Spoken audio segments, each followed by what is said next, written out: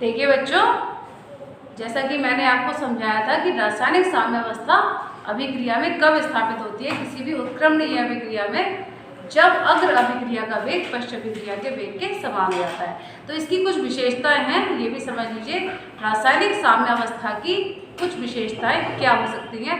सबसे पहली बात कि अग्र अभिक्रिया का वेग जो है पश्च अभिक्रिया के वेग के जब बराबर हो जाए किसी भी उत्क्रमणीय अभिक्रिया में, तो वो अवस्था साम्यावस्था है।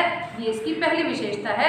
सेकंड, आप कह सकते हैं कि रासायनिक साम्यावस्था के समय साम्य जो है, जो अभिक्रिया है बाहर से बंद प्रतीत होती है, बाहर से देखने पर बंद प्रतीत होती है, परंतु ये अवस्था जो है साम्यावस्था में अभिक्रिया बंद नहीं होती है, बल्कि गतिक साम्यावस्था के रूप में अभिक्रिया प्रारंभ रहती है। डायनेमिक इक्विलिब्रियम स्थापित रहता है अभिक्रिया में।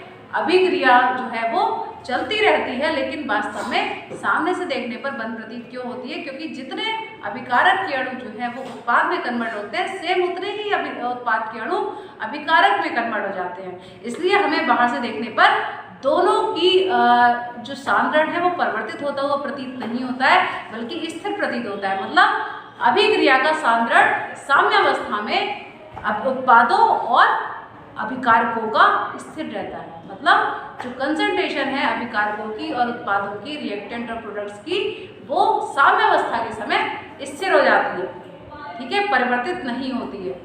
दूसरी बात, अग्र और पश्च अभिक्रिया का वेग समान होता है। बाहर से देखने पर आपको लगता है कि साम्य चल रहा, साम्य स्थिर है, लेकिन साम्य चल रहा होता है।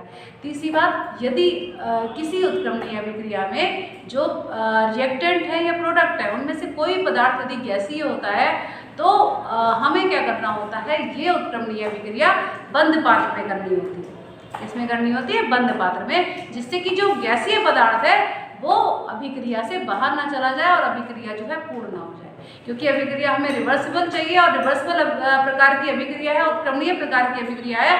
तो जब प्रोडक्ट बन रहे हैं, यदि उनमें से कोई गैसीय पदार्थ बन रहा है, तो हमें ये अभिक्रिया बंद पात्र में करनी पड़ती है, इसलिए कि जो गैसेस बन रही हैं वो आपस में रिएक्ट करके प्रोडक्ट रिएक्टेंट में कन्वर्ट हो जाए। मतलब इक्विलिब्रियम स्थापित हो जाए, दोनों तरफ सांद्रण बराबर रहे, क्योंकि इक्विलिब्रियम स्टेज में सांद्रण दोनों साइड बराबर होता है। चौथी बात, साम्यावस्था, जिन अभिक्रियाओं में साम्यावस्था स्थापित होती है वे अभिक्रियाएं कभी भी पूर्ण नहीं होती, कभी भी पूर्णता को प्राप्त नहीं होती है। मतलब उत्क्रमणीय अभिक्रियाएं कभी भी पूर्ण नहीं हो पाती हैं, क्योंकि उत्पाद और अभिकारक दोनों ही जो है इक्वल कंसंट्रेशन में अभिक्रिया में उपस्थित रहते हैं। ना तो कभी अभिकारक 100% जो है अभिक्रिया में रहता है, और ना ही कभी उत्पाद 100% प्राप्त हो पाता है अभिक्रिया में। अन्य जो विशेषताएं हैं इसकी, अगर आप रासायनिक साम्यावस्था के समय साम्य जो क्या नाम अभिक्रिया की कुछ दशाएं हैं, जैसे कि ताप, दाब, सांद्रण आदि जो दशाएं हैं, इनको परिवर्तित करते हैं, तो कुछ समय के लिए, मतलब अभिक्रिया में जो परिस्थितियां आप अप्लाई कर रहे हैं उनको परिवर्तित करते हैं, तो साम्य कुछ समय के लिए विस्थापित हो जाता है, लेकिन कुछ समय पश्चात पुनः जो है स्थापित हो जाता है। जिस साइड में अगर आप अभिकारक की साइड में जो है परिस्थितियों को चेंज कर रहे हैं, तो साम्य जो है फॉरवर्ड रिएक्शन में विस्थापित हो जाता है, और यदि आप चेंजिंग जो है उत्पाद साइड में कर रहे हैं, तो अभिकारक जो है वो सांद्रण जो है वो बैकवर्ड रिएक्शन में विस्थापित हो जाता है। कुछ समय पश्चात ये दोनों परिस्थितियां फिर इक्वल हो जाती हैं और साम्य पुनः स्थापित हो जाता है। अगर आप अभिक्रिया में उत्प्रेरक का प्रयोग करते हैं, यदि आपको पता है किसी भी अभिक्रिया में उत्प्रेरक का प्रयोग करने से, कैटालिस्ट का प्रयोग करने से क्या होता है, अभिक्रिया की गति बढ़ जाती है। यदि हम पॉजिटिव कैटालिस्ट का प्रयोग कर रहे हैं या हम नेगेटिव कैटालिस्ट का प्रयोग कर रहे हैं, तो अभिक्रिया की गति कम हो जाती है।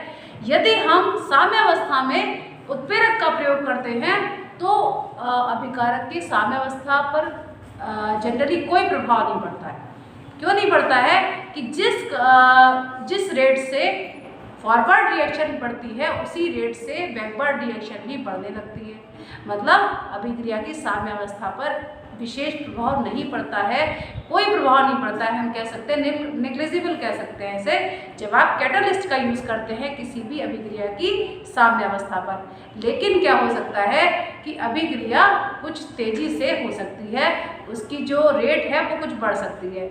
मतलब क्या है कि यदि आपकी साम्यावस्था मान लीजिए 25 मिनट में स्थापित हो रही थी, तो अब ये साम्यावस्था जो है वो आपकी 10 मिनट्स में स्थापित हो सकती है यदि आप उत्प्रेरक का प्रयोग करते हैं, लेकिन अभिक्रिया की साम्यावस्था पर कोई प्रभाव नहीं पड़ता है। अगली बात, साम्यावस्था की स्थिति में जो अभिकारक पदार्थ है उनका और जो उत्पाद हैं आपके, उनका जो है कंसंट्रेशन स्थिर रहता है, स्टेबिलिटी को प्राप्त कर लेती है रिएक्शन, मतलब रिएक्शन के जो सांद्रण है अभिकारक और उत्पाद के रिएक्टेंट और प्रोडक्ट के, वो स्थिर हो जाते हैं। वो कैसे हो जाते हैं? स्थिर हो जाते हैं। बाहर से देखने पर तो हमें ये लगता है कि अभिक्रिया बंद हो रही है, बंद प्रतीत हो रही है, लेकिन वास्तव में आप जानते हो कि अभिक्रिया बंद नहीं है बल्कि डायनेमिकली चल रही है। गतिक साम्यावस्था स्थापित है, दोनों साइड में इक्वली चेंज हो रही है।